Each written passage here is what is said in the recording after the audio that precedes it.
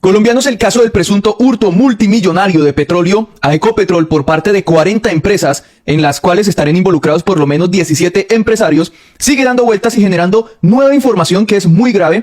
Y esta información que les voy a contar da cuenta del por qué el presidente Gustavo Petro de una vez conoció sobre esta información que aparentemente el nuevo director de Ecopetrol, el nuevo presidente, perdón, Bayón, le dijo al presidente Gustavo Petro: oiga, presidente, esto sucedió en Ecopetrol, hay gente muy poderosa detrás, y por eso el presidente agarra y publica este tweet compartiendo esta información sobre el presunto robo de 80 millones de dólares, que seguramente pues es muchísimo más plata de eso, de lo que se sabe hasta ahora, de parte de estos prominentes empresarios.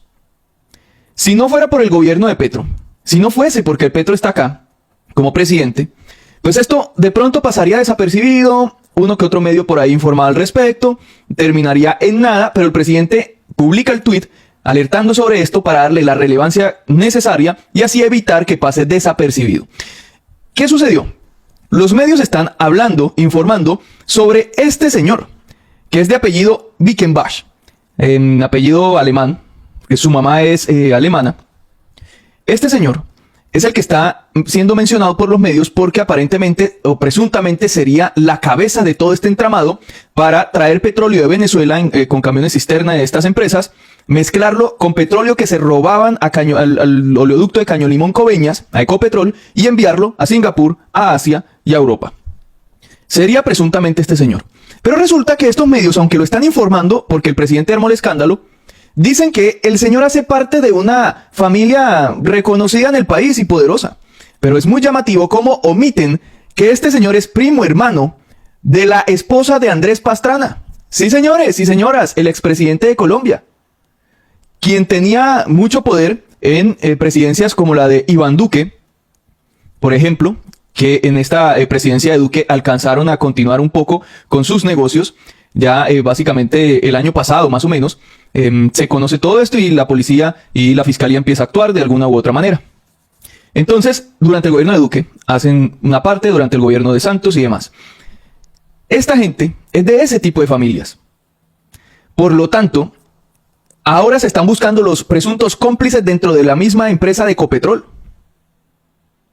Esa empresa que manejó el uribismo durante muchos años, ahorita más que todo con Iván Duque, pero es que Juan Manuel Santos también era parte de estas familias y de esta derecha del país. O sea, prácticamente Duque gobernó con los mismos funcionarios de Duque. Entonces, están buscando los cómplices, porque es obvio que esta gente no actuó sola. Tenían que tener autoridades, funcionarios, gente de alto poder político y demás, para poder sacar semejante cantidad de petróleo sin que nada pasara y lo pudiesen hacer tranquilamente. Es que además, en los gobiernos tienen que tener también sus funcionarios. ¿Hasta dónde llegan los tentáculos de esta gente? Vamos a dar el contexto porque esto es muy, muy grave, porque ya no estamos hablando de, digamos, corruptos políticos que todos conocemos y que, pues, lastimosamente la fiscalía no hace nada en contra de ellos, sino que estamos hablando de este tipo de familias que a duras penas uno encuentra una mención en Google del nombre de esta gente. Actúan en la sombra, actúan pues de una forma en que ellos hacen sus negocios y no, yo creo que ni redes sociales tienen. Los verdaderos poderes de Colombia están en la sombra. Los colombianos ni los conocemos, no sabemos quiénes son ni cómo mueven sus negocios. Entonces el presidente publica ese tweet. Dije Bayón era el presidente de Iván Duque, perdón, el presidente de Ecopetrol que puso Petro se llama Ricardo Roa. Tal como reveló El Tiempo, el 19 de mayo mayo pasado se ordenó la incautación de bienes por 1,3 billones de pesos ligados a 17 reputados empresarios. Reputadísimos. Son unos ya saben. Y a 40 empresas a las que vinculan con una operación ilegal de contrabando de 1 millón de barriles de petróleo colombiano, valorados en 10 millones de dólares, que afecta directamente las arcas de la petrolera estatal Ecopetrol. Esto dice El Tiempo, pero Petro, pues que tiene directamente a su presidente en Ecopetrol, indica que el robo fue de 80 millones de dólares. Mucha plata. De hecho, este diario estableció que Ricardo Roa, cabeza de la empresa, manifestó en el alto gobierno la gravedad de los hechos revelados. Según decenas de horas de interceptaciones telefónicas, facturas, fotos satelitales y bitácoras de buques cisterna, el petróleo que se estaba enviando a Singapur, Asia y Europa era traído de manera ilegal de Venezuela y se robaban el crudo del oleoducto de Caño Limón Coveñas. Anoche, en el video que hice sobre esto, ayer, yo les dije que alguien en algún momento, una de esas fuentes que uno tiene, amigos, me dijo que el ELN, estos grupos ilegales y bueno, supuestos empresarios, tenían un negociazo con estos oleoductos, que habían puntos de los oleoductos, especialmente este de Caño Limón Coveñas, vean qué curiosidad, donde esta gente sacaba petróleo, Ecopetrol negociaba con ellos, permitía sacar el petróleo y por allá lo vendían y bueno, hacían sus negocios, pero presuntamente funcionarios de Ecopetrol tendrían ese negocio con estos empresarios y hasta con grupos ilegales, como el ELN. Que cuando le meten estos explosivos a esos oleoductos, detrás de eso hay un negocio. Me decía a mí ese amigo, y qué curioso, hoy uno de los investigadores de todo este entramado, un policía, le dijo a un medio de comunicación eso mismo, ahorita lo vamos a escuchar, o sea que mi fuente no estaba tan mal.